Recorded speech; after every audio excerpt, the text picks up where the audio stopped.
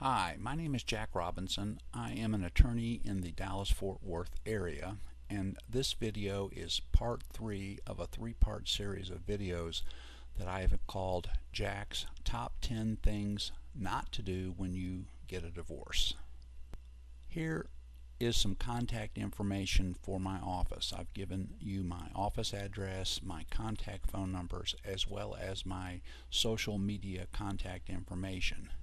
If you have any questions about this particular segment of this video, please do not hesitate contacting me about this or any other matters. I would love to hear from you. Number 2 on Jack's top 10 list of things not to do when you are getting a divorce is not changing your password. In this day and time of social media and multiple email accounts and financial information that is available online, failing to change your password is one of the biggest mistakes that I see people make.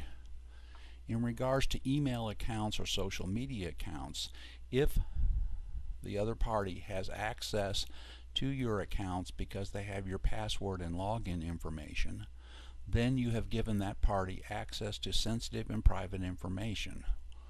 I can and often see this kind of information being used against my clients in court.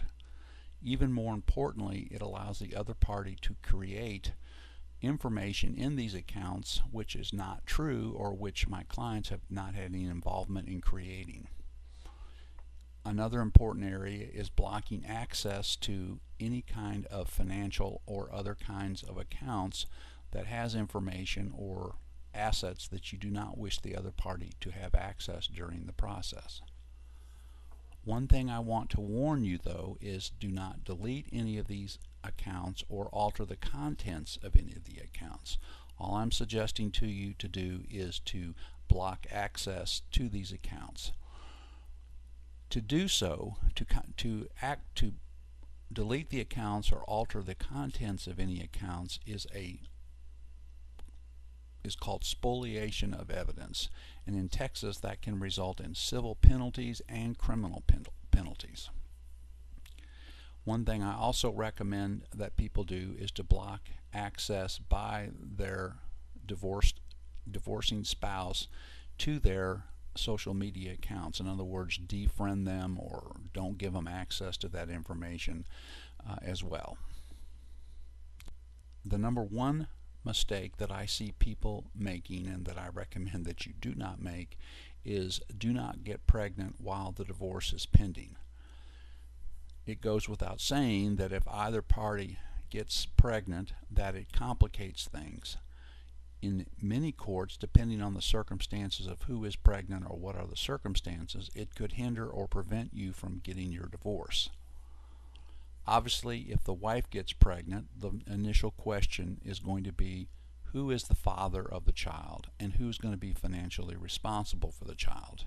Normally in Texas you cannot complete a divorce if the wife is pregnant while the divorce is pending.